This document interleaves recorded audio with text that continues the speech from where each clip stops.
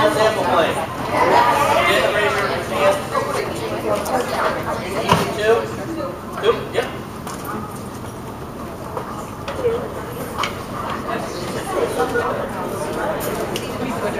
Are y'all a little hot? Now, not for me the food hot, but are y'all a little hot? Okay, everybody's good? Alright. Well, just to let you know, the little, my little helper Tyler, he's my 4.5-year-old son. Here's your daughter. And there's my daughter. I kidnapped her. And the reason why my kids are running around is because I figure why do a Foods of Love class without my wife?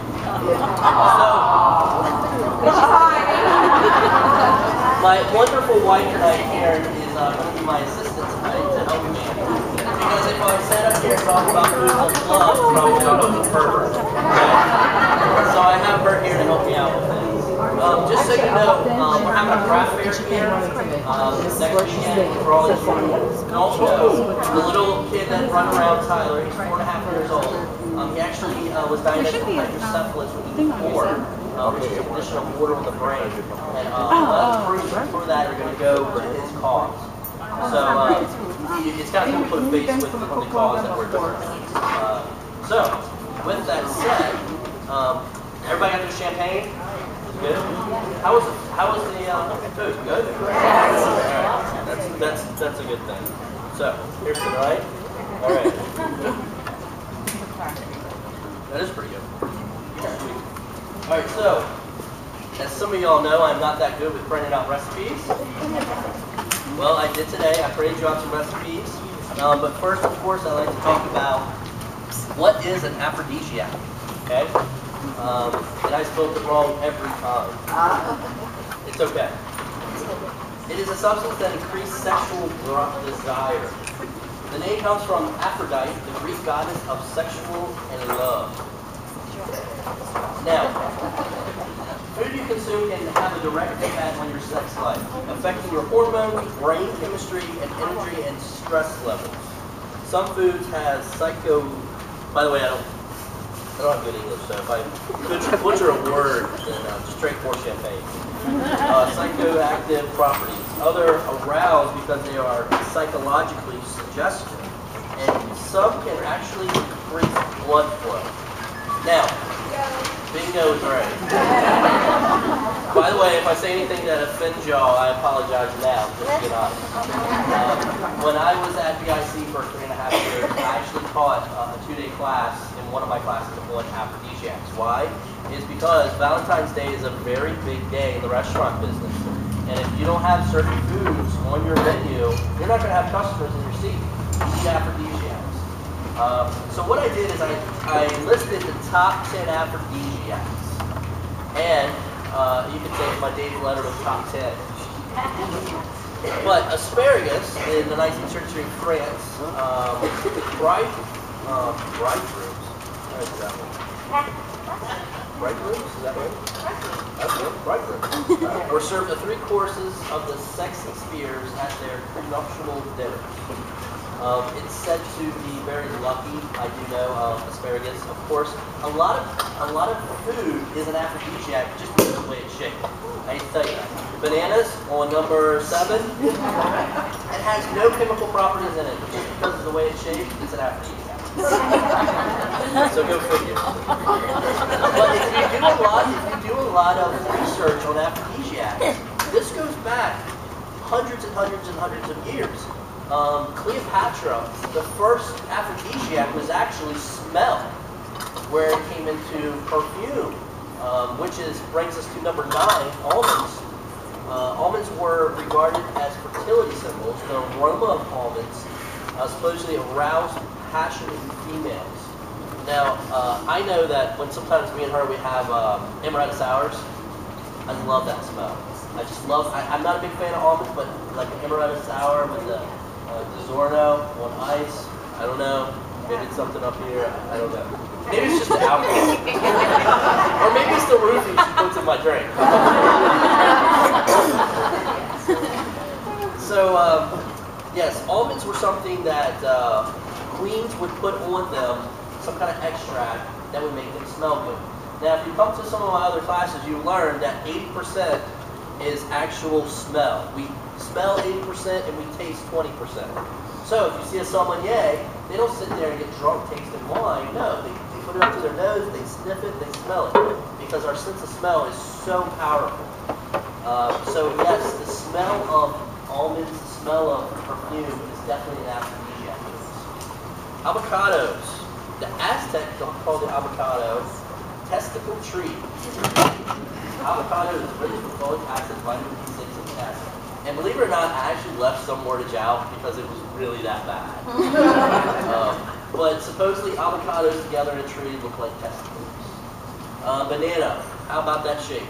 And it also contains all the kind of minerals and bronze that enhance the male in the toe. I don't know. I eat a banana every day for breakfast. I don't know about that. Basil. Basil. Use some sweet basil in a pasta sauce will be sure to get your heart racing. Maybe this explains why Italians are so romantic. I figured some of y'all were like, look, this guy's wearing his Italian shirt too. I saw my notes before. And his girlfriend just struck her campaign. Alright, chocolate. Everybody thinks chocolate is one of the #1 in aphrodisiacs. Believe it or not, it's not in my book. Although pure chocolate, the king of natural aphrodisiacs, contains a host of compounds including anandamine. Feel-good. It has a feel-good chemical in it. The love chemical, which releases dopamine, which I know dopamine is in a lot of other drugs, supposedly, in the pleasure centers of the brain and peak during that word. PEA is said to help induce feelings of excitement, attraction, and euphoria. Cacao. I did come across some powdered cacao. Is that right? Cacao. Cacao, right. Which I tried to get some cocoa nib so I could actually show you what real chocolate looks like. Also contains, what's that word? No, the key word. Tryptophan. Yeah, and all the rest of the stuff. And it helps you relax. Doctors say actually not milk chocolate, but dark chocolate helps your heart, helps your blood circulation, which I don't know how many of y'all like really, really dark chocolate. I'm not a big fan. Sorry. I like the milky, fat chocolate. That's good. Figs. Figs are steeped in a history and are one of the oldest recorded fruits. They are mentioned in the Bible, like Adam and Eve wore fig leaves to color their private life. Are recorded to be Cleopatra's favorite fruit, and they are ancient Greek held them as sacred and associated them with love and fertility. Garlic. Wow, this is surprising. Garlic is chock full of allicin, an ingredient that will increase blood flow. Of course, garlic is really good for your heart. So, guys, don't go home, eat a mouthful of garlic, and be like, all right, babe, put on some kitty G. I wouldn't try that. Oysters may be thought an aphrodisiac because of their high zinc content, and there was some other disturbing words after that I left out. Raw oysters, yes, are of course one of the #1 aphrodisiacs. Every Valentine's Day, I've always served them in my restaurant, and they were always one of the most popular things. I think #1 it has to do with eating raw oysters. Believe it or not, what's funny about raw oysters, they can actually give you hepatitis. Yes, it does. Ain't that funny? I mean, you know. An aphrodisiac can give you hepatitis. If you think about it, oysters are a filtration system. Each oyster, I think it's 5 gallons a day, they clarify the water. Which I know you heard of the wives' tale, put cornmeal in a bucket of water with some oysters to have them spit out the same. I don't know if that works very well. But I do know that I just went to a sustainable seafood class 2 nights ago, and they are planting so many more oysters in the bay that right now, back in the 1800s, Chesapeake Bay used to turn over every 3 days in water supply by the oysters. Now it's every 14 months because of Well, oysters are so down in Chesapeake Bay. Now, supposedly in 2 years, it's going to get back to about every 7 to 8 years. So it's crazy how filtration system of oysters do. Now, let's talk about this. Oysters are in the wrong place, and sewage is pumped into the water. That's how you get your hepatitis. So, if y'all like raw oysters, make sure you get them from a reputable, not like, you know, that big sign on the side of one of those refrigerated trucks. Not here, I got oysters. You know what I'm talking about. That would not be a good place to buy oysters. Number 1 aphrodisiac, honey. Sweet and sticky honey is a great source of boron, a trace mineral that helps the body use and metabolize estrogen. The female sex hormone. Studies shown that the mineral may also enhance testosterone levels in the blood. The hormone responsibility for promoting sex drive, and that word in both men and women. I know. By the way, we sell jars of it in the store. Yes. And they took my honey, which I need. Yes, honey is actually, now I have some really cool information for you. You know honey is the only thing that will never go bad, correct? Okay? Honey will crystallize, but honey will never go bad. What's that? Take it, put it somewhere warm, put it in your oven at like 150 degrees and it'll completely clarify. Yes, honey will never, ever, ever, ever go bad. It's one of the only food items you can do with food, as I would say. So how about this? The number 1 aphrodisiac is honey, something that'll never go bad. How sexual is that? It's like our love will never go old. So, any of y'all that wants to use that line, you're more than welcome to right now. Yeah. So, other aphrodisiacs. Pufferfish. Pufferfish, also called fugu, is the only poisonous fish. It's poisonous, but there's only a handful of chefs over in Japan that are trained properly on how to cut the fish without hitting the poison sac. Now, how do you know if you don't hit the poison sac? The customer walks out the door. So, with that said, it's like $50 for a plate of pufferfish in Japan. It's not legal here in the States, but it's kind of cool. Think about it. You go out to eat, it's like you want to, you know, live on the edge. Anything living on the edge is an aphrodisiac. I'm going to talk about that in a minute. Caviar, raw seafood, steak tartare, truffles, foie gras, wild mushrooms, strawberries, ginseng, coffee, artichokes. Those are some of my aphrodisiacs that I've taught about in the past that wasn't mentioned anywhere in my history. Now, this is what I really want to talk to you about tonight. My 2 types of aphrodisiacs, okay? One is mental. The other one is chemical. Now, it has been proved scientifically that aphrodisiacs in food chemicals cannot be proven. You cannot prove that all this wonderful stuff in food makes you have more of a sex drive. Now, what I will say is it's about blood flow, sorry to say, and it's about stamina, in the sense of feeling good. And I know that when I go to Taco Bell and I get 3 or 4 soft tacos, the last thing I want to do is run around the house. Okay? It breaks you down, you feel like crap, and you're just like sitting on the couch watching TV. Okay? Certain foods, though, will give you that feeling of, I don't feel so full, I feel good, you know, I want to run around the house. Okay? So, mentally, anything that is dangerous, number 1, we talk about the pufferfish, dangerous. Wild mushrooms are an aphrodisiac because they're wild. Anything, of course, that is expensive is an aphrodisiac. If I take her out to McDonald's and get her a Big Mac, I don't care what's in that Big Mac, it is not turning her on. If I take her out to a nice restaurant, you know, we have some appetizers, we have alcohol, that's aphrodisiac. Anything that can be fed to your partner by your hand. So if I have chocolate dipped strawberries up here and I'm feeding her by my hands, that is an amazing aphrodisiac. Okay? So anything that you can feed your person, your loved one, by your hand is an aphrodisiac. Now, again, French fries do not count. I love it when I used to teach the students this, and they'd be like, "Shoot, Jeff, I can just take them to McDonald's and feed them French fries all day long." No, that's not an aphrodisiac, okay? You sit there feeding them caviar, smoothness, cheese, anything by hand, okay? Of course, anything that's messy is going to be an aphrodisiac. Honey, of course. Again, we talk sweet, sticky, and it supposedly has chemicals. The other thing that I put on here, serve your dish either together, like always serve my dessert at Valentine's Day as one. That way they split it, right? Like the lady in the train, they eat spaghetti. It's cute. Or you serve things in threes. Why do I serve things in threes? I have one, she has one, and it's like, you eat it, babe. No, you eat it, babe. Alright.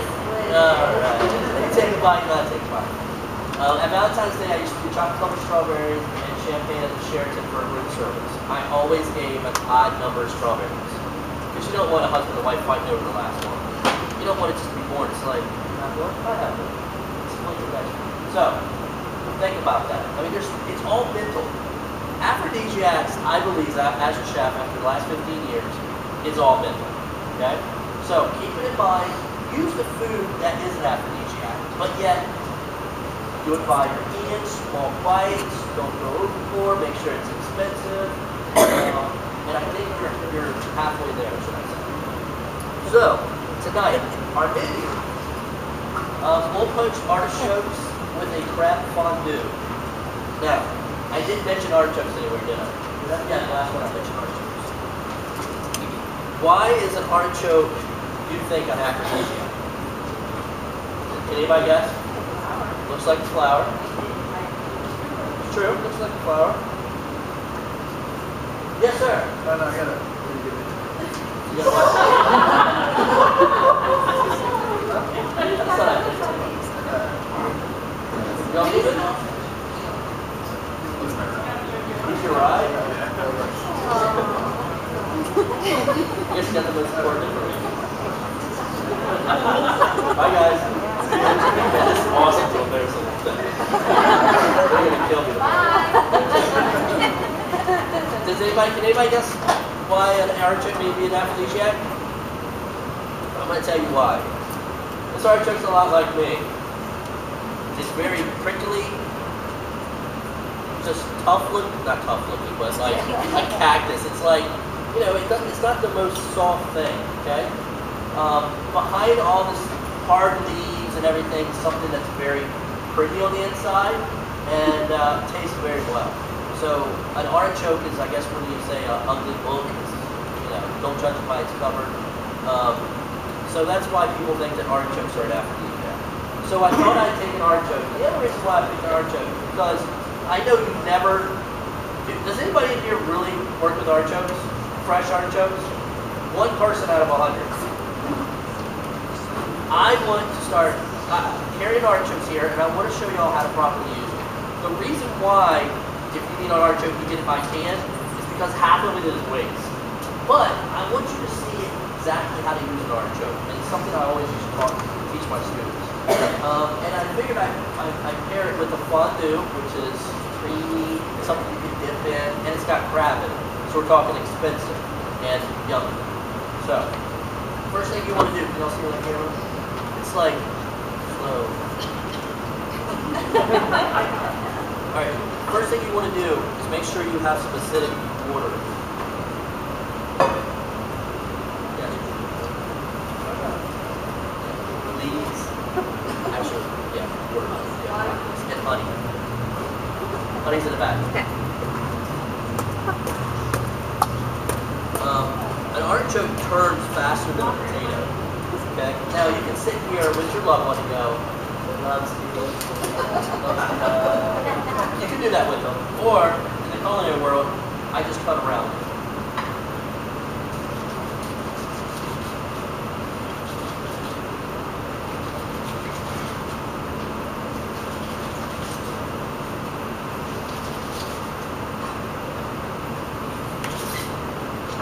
Okay? That's about how much you want to take off, so you can start to see it together.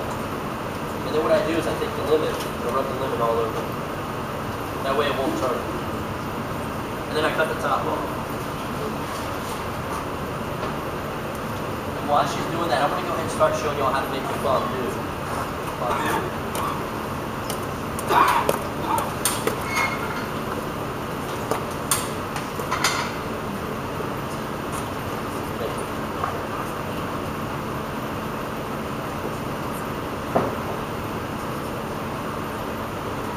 Get your acidic water.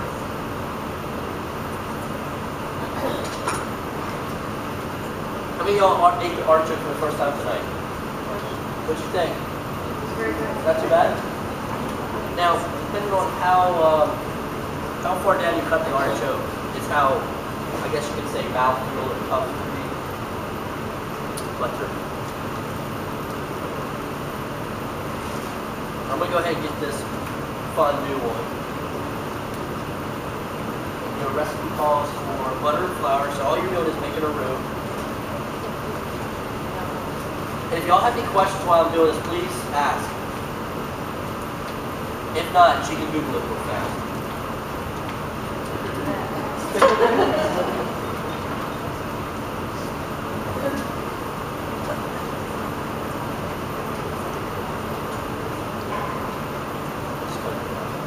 Then just take your paring knife.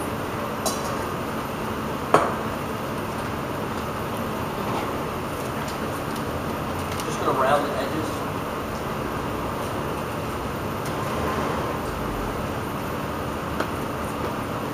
Usually what I do is I take a peeler and just peel the stem.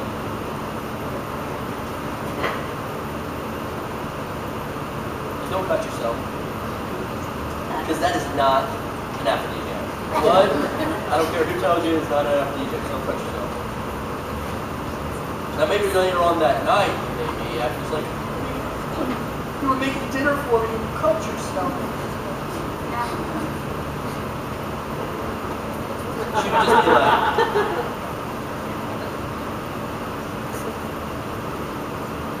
and usually after I get done cutting it for a little bit, I'll put it back into the water.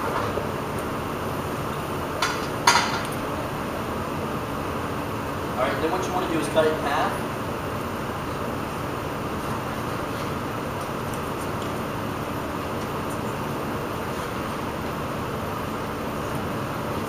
Back in the water. Yes, please. It has to be very, very, very acidic. Okay, this is what you're going to get. Now you see the nice little purple flower in there? And then it's got these like little hairs. If you get those in your mouth, God, I hope none of y'all did tonight, it's very like, not good. Alright, just take your paring knife. You're just going to take that right on out.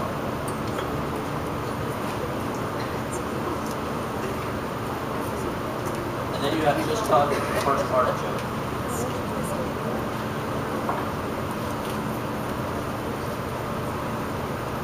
Back to the water.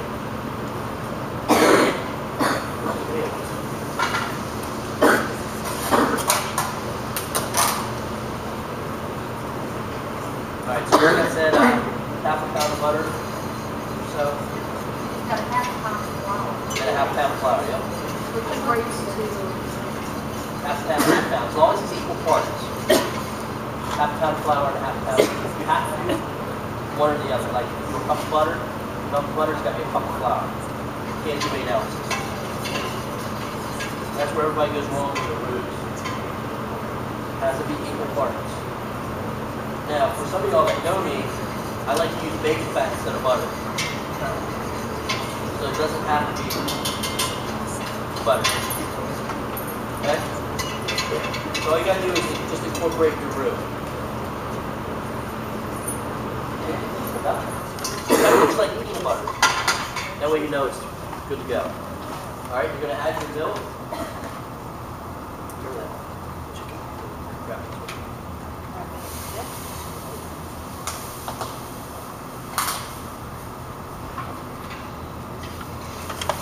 So all we're making in culinary terms, pretty much it's called a bechamel. Bechamel is a mother sauce. All white sauces start with a mother sauce.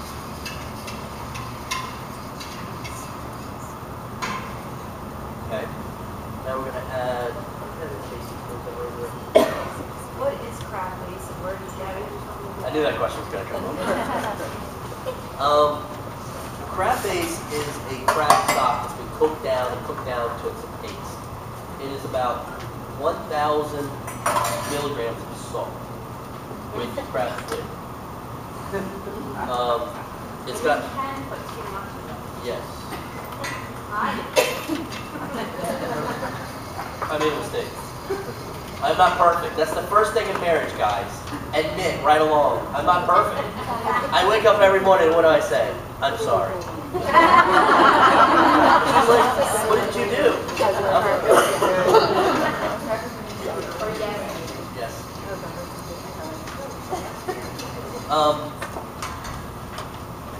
If you don't have crab base, you can always use crab stock. They actually have crab stock or any kind of stock like that in a can at the grocery store. Just use less milk, if that makes sense. But some places will have it. So this is going to come to a boil, okay, in order for the starches and the flour to work. Okay? The most important part when y'all make a bechamel is to make sure that the flour cooks out, okay? Because if not, your bechamel is going to taste like a cake. Alright, can you see how thick it is? Shadow. There you go. See how thick it is? That means add more milk. gotta have it down on. Yeah. Did you make this sauce with cornstarch? Yes, ma'am. It's just the cornstarch, when you do cornstarch in water to make a slurry, it has a different mouthfeel and shine to it. If that makes sense. Whenever I make fondues and whenever I make gravies, like dark gravies, I always use a roux. But if I'm making other things, I usually use cornstarch because it's healthier for you and it's cheaper. Well, our daughter can't have anything. Yes, you can definitely use it. Definitely. Yes, ma'am. Did you mean to say half a gallon or half a cup? Half a gallon. And also half a gallon of olive oil? That's two, yes. I'm going to talk about how to do the artichokes. You're making a whole lot. Yeah, you're making enough for about 10 or 15 people. Sorry. What? So much for romance. I won't comment around. I'm on video, I can't comment. So this recipe serves 10. Yeah, that's it. You figure. 10 of your closest friends. So you don't need to have it down on. No, I mean, Well, you can always do leftovers. yeah, you can always do leftovers. Does it You can freeze? freeze, yeah, the artichokes I would freeze. The artichokes I would put into olive oil. Just let anything sitting in olive oil will never go bad. It's called rillettes. Back in the day, people used to store stuff in fat. I know my great grandfather did, and they would just take pork and put it in fat, let it solidify. Well, when oxygen can't get to it, like the whole feed, bacteria's not going to grow. It's just like packing things in salt. Okay, so I got a pretty good consistency now. Okay, add a little bit of my pink salt, which y'all know if you know me, I love my pink Himalayan salt.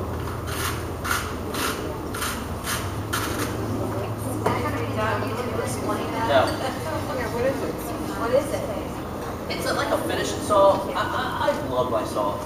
And my doctor tells me, you know, I take 3 blood pressure pills. But it's a Himalayan salt. It's a finishing salt. Like, you know, something you can put on raw tuna or raw beef or, you know, a tomato. Something like that. This stuff is really, really good. I think it's like $5 at that one grocery store that, you know, I don't like.